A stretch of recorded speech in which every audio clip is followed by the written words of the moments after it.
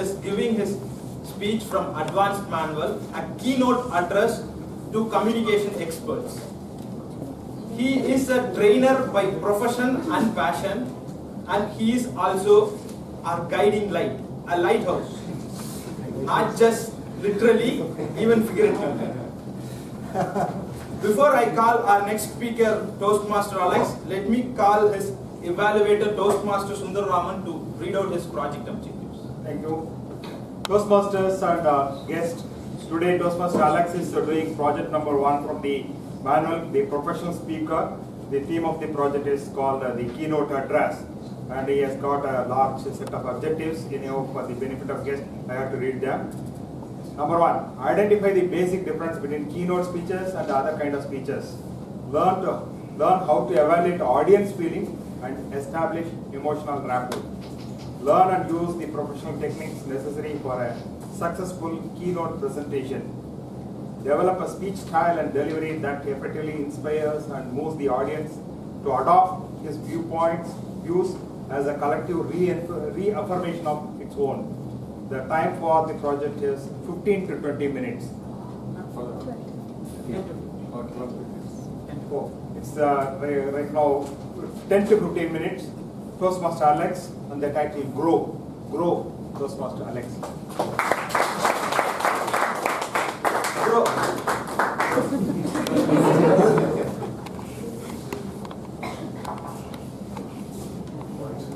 So let me ask you this simple question. How many centuries did Sachin Tendulkar score in his international career? 101. More than that. So I now expected a wrong answer for that for sure. So I'll ask once again, how many centuries did Sachin Tendulkar score in his international career?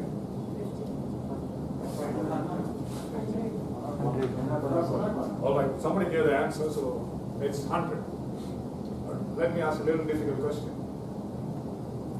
When and where did Sachin score his 100th century? Bangladesh. And where? 2040. All right. Okay. Now, let me ask this one more question. This is the most difficult question I like to ask. When did Sachin score his 99th century? World Cup. South Africa. World Cup. Yeah. All right. Fine. So, let me put the context clear. 9th century and 100th century, Sachin took almost 1 year. So, it was in 2012, March 17, he scored 100th century. And it was in 2011, March 12, he scored his 99th century. The point of discussion today is, now what do you think happened with Sachin Tendulkar from his 99th century to the 100th century? Nervousness, so many different things.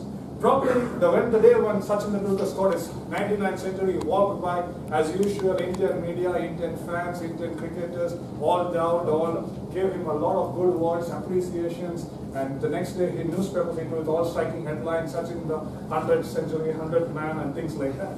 Now the point started when Sachin started failing immediately after the next match. He failed. And he failed after the next match. Now, probably what do you think would have happened in Sachin's mind at that point of time? He's a man who scored 99th century. Now, the entire country wants to score a century. His sponsors want him to score a century. The endorsements had to make sure that it has to be in limelight for a while, and they have to make sure that he has to score a century. His family wants him to score a century. Everybody wants him to score a century, and that is not happening. He made multiple attempts. Attempt 1, he failed. Attempt 2, he failed. Attempt 3, he failed. And by December 2012, or rather 2011, it was almost a huge pressure sitting on Sachin saying that you should retire from cricket. There's no more cricket left in you. You must retire. And here is something very special about Sachin Tendulkar, which everybody knows. He has 20 years of cricketing experience. He has seen faced almost all the bowlers in international cricket. Experience, expertise, culmination as a human being, you call as Sachin Tendulkar. Now, probably Sachin Tendulkar had a lot of gurus, and Sachin Tendulkar has access to the best psychologists, best journalists, best people in the world. But one thing is missing for him at that point of time was how to score that one century and complete the contract. Probably Arnab Goswami was running a TV debate show that saying that nation wants to know why Sachin Tendulkar is not scoring his 100th century. But that was not giving a solution. Now what do you think happened, or how do you think Sachin could have scored that century? If we are talking about cricket expertise, if it's talking about training, Sachin has access to all. And you cannot really go and advise Sachin saying that, oh, play this particular shot and you score the century. Sachin might probably say, do you really think so? So for me, this to set the context of today's discussion, I believe this is the area where coaching comes into picture. Coaching in Indian context is a very short version which is currently available. Now we associate coaching only with two things. One is a sports coach. Second is all the IIT, IIM, GRE, GMAT, and medical engineering coaching. And coaching means that all. But in an international arena, when we talk about coaching, coaching is a big, big, big subject. Even Google CEO will have an executive coach. It is not that Google CEO doesn't know how to run the organization, but he knows expert and neutral person asking the right questions to him and motivating him to achieve what he wants. That is precisely a coach job. To put in a very interesting, relatable topic or explanation, when Gary Kirsten took over as India's coach in 2010, he asked only one question to all the cricketing fraternity there. To make India #1 test team, what we need to do? Many people gave many answers, but nobody gave a precise answer. And one statistician told Gary Kirsten, if India has to be the #1 cricketing nation in the world, all they have to do is, next 15 months, they need to ensure they are not defeated. India can lose a match, but they cannot lose a series. The moment India loses a series, they won't be getting the #1 cricketing status. After 15 months, India became the #1 test playing nation. And what Gary promised that time, or what Gary did that time was, India never had a series lost in that 15 months. A coach is a person who precisely understands what the team wants or what the individual wants and working towards that particular goal. So here is a big catch about a coach. A coach is a person who never gives you a solution. A coach is a person who never gives you a solution. He never gives you a solution. He never gives you ideas. But he asks you the right question. And there is something a terminology used in coaching called aha moment. So let me give you one small example of an aha moment. I was coaching a wealthy person, a really rich person, well educated, good educational background. Everything was perfect. The person didn't know what to do with his life. He's rich, well educated, everything, a great lifestyle, but the person didn't know what to do with his life. So the coaching started. So as coaches, we have different techniques used in coaching. So one of the approaches I use is called provocative coaching. Provocative is you provoke a person. And the person gets provoked, that means there is an area where the person can improve. If it doesn't get provoked, that means he's fine with that particular area. So I just tried provoking her once, twice, and she lost it. Of course, when you come from a highly wealthy background and well educated, certain ego clashes are very strong. She didn't like it. She just said, okay, I don't think so this coaching is going to work. Let me disconnect the call. So I asked, give me 1 minute. So I asked this question. You come from a rich family. You're well educated. You're educated in the US. You know, you can do anything you want to do in life. But why is that you are not finding what you want to do in life? There was a pin drop silence for 30 seconds. And she said, I don't know. Next day she signed up for a coaching program for 3 months. And it was a successful coaching program. My point here is that that's what we call it as an aha moment in coaching. We think that we know everything, But a coach asks the right question, at that point where you know that you don't know the answer, which is called the aha moment.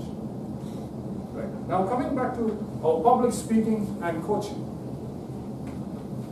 In Toastmasters International, in the year 1980, 1990s, I've conducted a survey and found that 68% people leave Toastmasters International because of only one reason. Do you know what's the reason? 68% people leave Toastmasters because of one reason. They leave Toastmasters because their needs and wants are not met in a club meeting.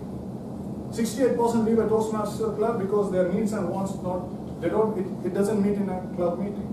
And this is very interesting.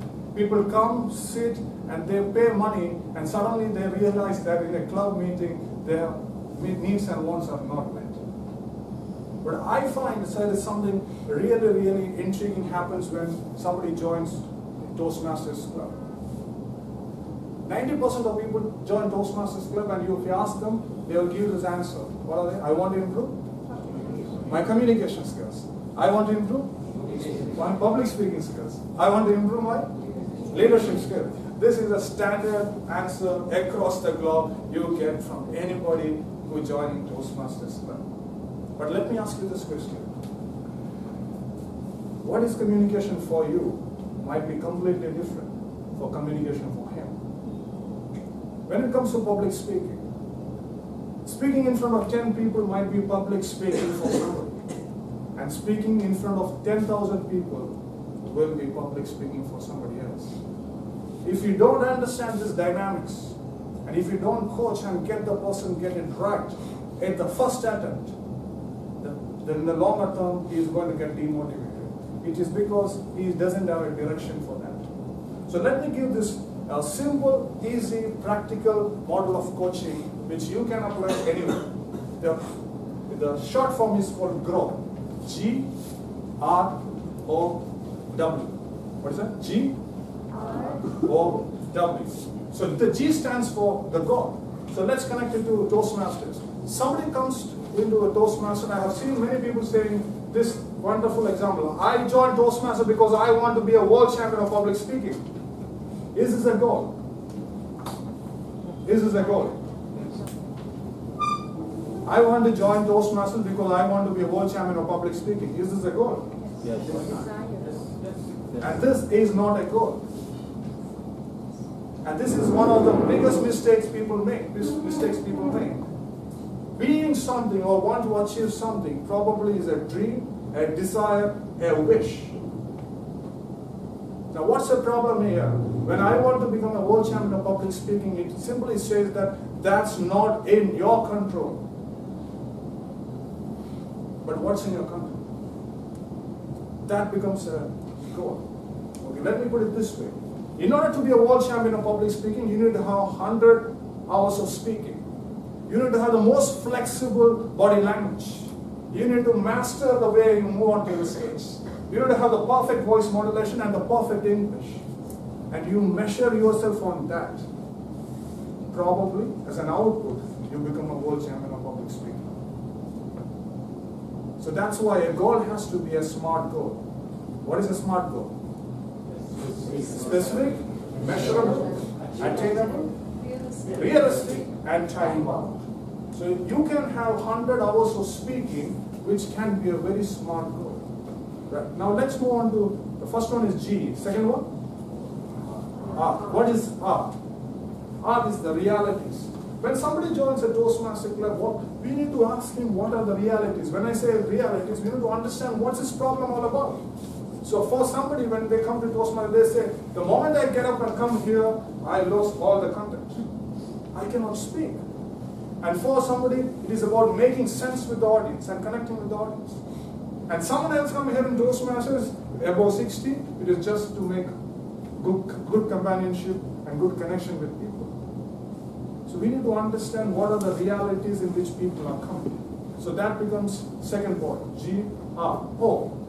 Or is nothing but your obstacles or options available. What stops from you becoming a good speaker or a good communicator? Some people say, I don't have a great language proficiency. That's true.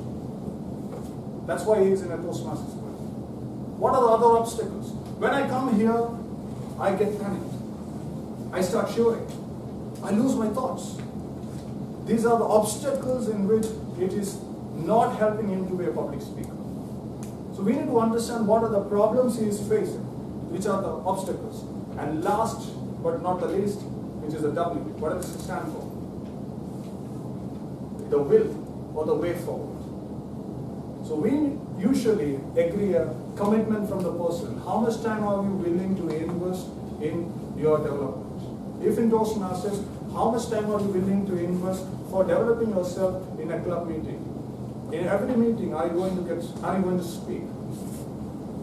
How much time you are going to speak in a month?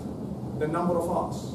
If you are not getting the sufficient time in a club meeting, you need to ensure that outside club meeting opportunities are taken. So this small model will help you to get clarity on what exactly you want, what exactly you are looking for. So the last segment which I like to share about the coaching principles or rather practices is one is a coach never gives you solutions, but a coach asks the right questions. A coach asks the right questions. Second, when a coach approaches a person, a coach will make sure that, or he has to make sure that he doesn't have answers for the other person. He approaches with an open mind. Third one, active listening. You listen to the person and you ask questions. You listen to the person and you ask questions. And finally, coach never takes credit for the coach's success. If a coach becomes successful, it is purely his work and his success. With this, I end my keynote speech. Thank you so much.